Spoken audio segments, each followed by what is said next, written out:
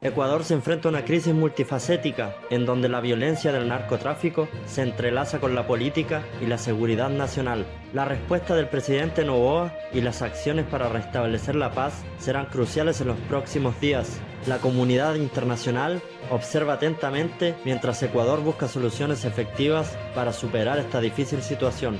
Ecuador se encuentra sumido en una crisis de seguridad sin precedentes para el país, marcada por una escalada de violencia que ha llevado al presidente recién electo Daniel Noboa a enfrentar el mayor desafío desde su mandato.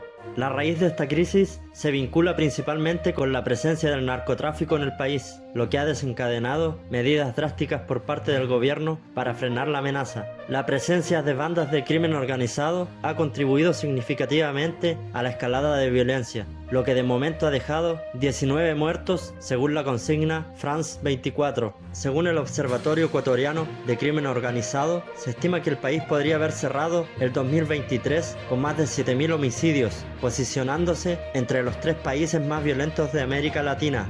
Las bandas más destacadas que han intensificado la violencia en el país son los choneros, los lobos, los tiguerones y los chone killers. Estas bandas han intensificado su violencia en enfrentamientos contra el Estado, exacerbando la situación de violencia en el país. Estas bandas, especialmente las denominadas como Nueva Generación, mantienen vínculos con carteles de drogas internacionales, como el Cartel de Jalisco Nueva Generación, el Cartel de México y el Cartel de Sinaloa, lo que complica aún más la situación.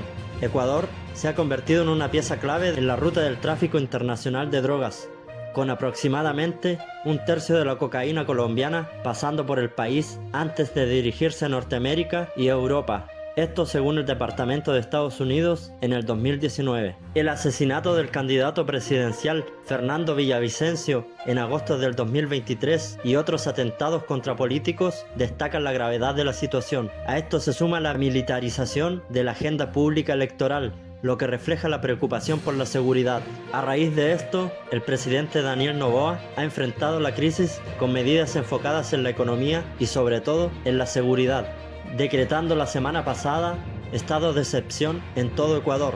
Esto ante la crisis carcelaria que se vive en el país. Además, el presidente Noboa ha levantado propuestas como la creación de cárceles flotantes en el mar, lo que evidencian su determinación en abordar el problema carcelario y de seguridad en el país.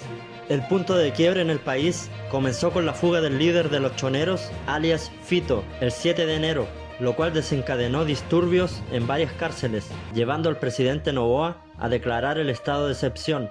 Otros eventos, como la fuga de un dirigente de los Lobos y el ataque narcoterrorista a un canal de televisión en vivo, han sumido al país en una espiral de caos. Nacido en noviembre de 1979 en la ciudad ecuatoriana de Manta, y conocido con el alias de Fito, Macías Villamar lidera una de las bandas más temidas de Ecuador. Se trata de un grupo que disputa de manera sangrienta las rutas para el narcotráfico de drogas con otras organizaciones delictivas. Las autoridades ecuatorianas creen que los choneros tienen fuertes vínculos con el cartel de Sinaloa. Al día de hoy, las Fuerzas Armadas de Ecuador mantienen desplegadas sus unidades en varias cárceles del país, con el objetivo de alcanzar el control total de las prisiones ocupadas desde hace una semana por grupos de reos. Un fuerte contingente de soldados y policías se concentró este domingo en el Centro de Privación de Libertad número 1, Azuay, conocida también como Cárcel de Turi, en la ciudad de Cuenca.